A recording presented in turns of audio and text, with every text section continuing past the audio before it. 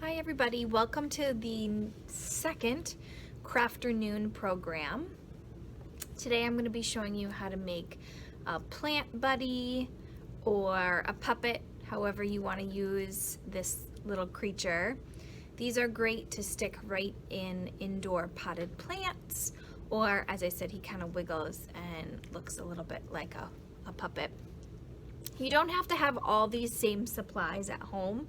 If you happen to have some beads and string, or beads and a pipe cleaner, great. But if you don't, you can make a plant buddy out of anything. So if you have egg cartons, use egg cartons. If you have cardboard, you could cut out a critter out of cardboard. And you don't even have to have the stake to put it in the pot.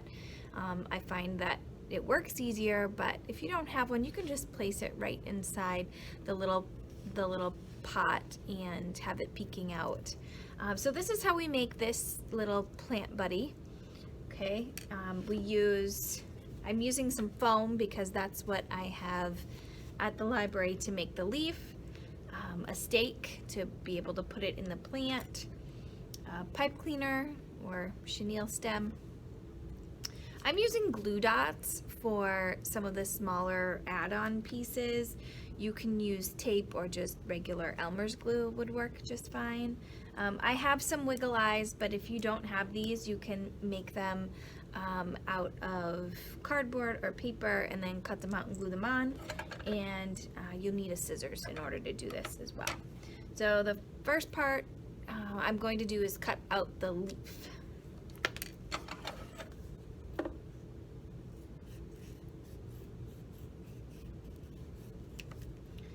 My little bug friend here. All right, so there's my leaf. And then I want to make sure that I put 2 slits in so that he can kind of look like he's eating his way through the leaf. So I'm just going to carefully make slits. You might need a grown-up's help for this part. You want to make sure that you're careful. Alright, so I made a couple slits, 2 slits, and then I'm going to start making my bug friend. So the first thing I'm going to do is cut off part of the pipe cleaner to make the antenna.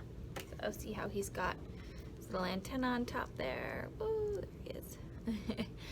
So first thing I'm going to do is cut a little piece off and then twist it together at the end. And it makes a Y shape. That's how you get your antenna, a Y shape there. Okay. And then you're going to start stringing your beads. As I said, if you don't have beads at home, you can make paper beads. That is one thing you could do. Or you could use materials that you have on hand. It doesn't have to be this exact material. So I'm going to start with a large bead for the head. So there's my head. And then I will use some smaller beads for the body of my bug, my caterpillar friend. Okay. You can use any colors you want. Your bug can be all one color, or it can be lots of different colors. You can make a rainbow bug. Maybe you have a favorite color. Okay. It could be the same color as the plant that you're going to put your little bug friend in, and then your bug could be camouflage, right? Blend in with its surroundings. Right, so I'm almost done here, I think. A few more beads to string on. And you want to make sure that you leave some of the pipe cleaner at the end, because you want to be able to curl it around, keeping the beads on the pipe cleaner so they don't all fall off. Let's see here, a couple more beads, and then I will wrap the end of the pipe cleaner to keep those beads in place, keep them from falling off. Let's see, a couple more here. All right, so I chose kind of like jewel tone, colorful bead, bug. All right, so now I'm gonna wrap this around. Just wanna make sure, oh, actually, no, I don't wanna wrap it yet, do I? No, I don't wanna wrap it yet. Well, I suppose I could wrap it. I'll wrap it. You can either wrap it now or carefully string it through your leaf first. I'll wrap it now and show you how to do it that way. I don't need all of this at the end, so I'm just gonna cut a little bit more of the pipe cleaner off. Okay, so now you can string your bug through the slits that you made in your leaf, so it will look like it is eating its way through the plant.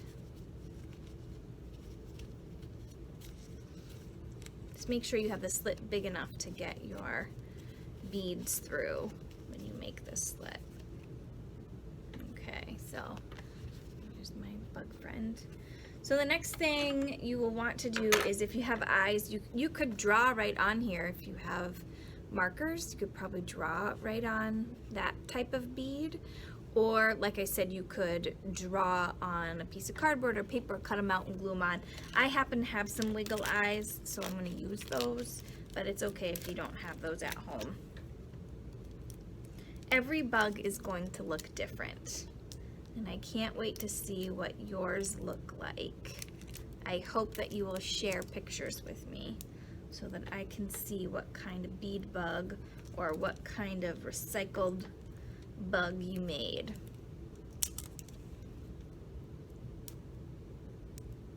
Okay, so I use the glue dots to put the two little wiggly eyes on. And now this is great. This could be a puppet. You could set this right in the planter just like that. You wouldn't need the stake.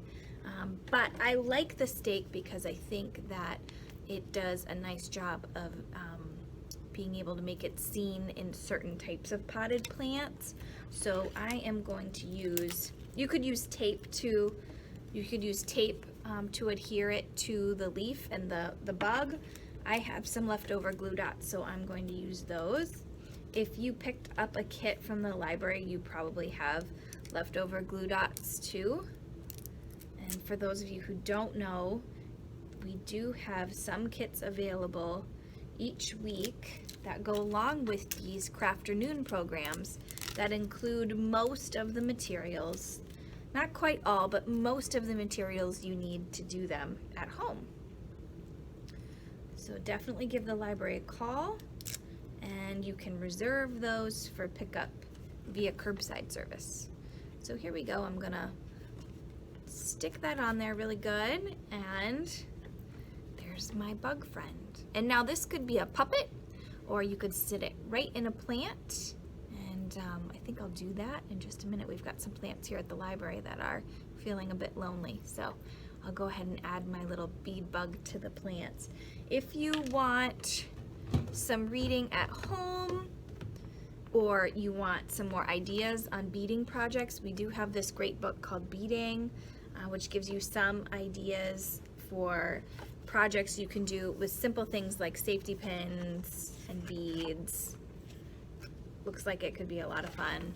It talks to you about the tools you might need if you want to do some serious beading. That's available.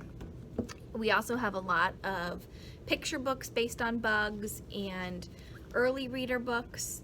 Fly Guy Presents Insects, and this is a great series too in our easy readers, early readers. This is called Bug Rescuer. It's part of the Libby Wimbley series, and that's another great one that you can request via curbside service.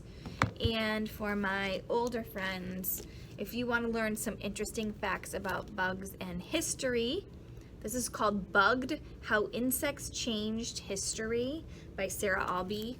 This is in our nonfiction section, and there are some fascinating stories in here about bugs related to historical events, including the Revolutionary War. So if you like bugs and you like history, this might be a good book for you. All right, I'm gonna go put my little friends in the plants here at the library, and I can't wait to see the pictures of the ones you have created at home. See you next week for the next Crafternoon.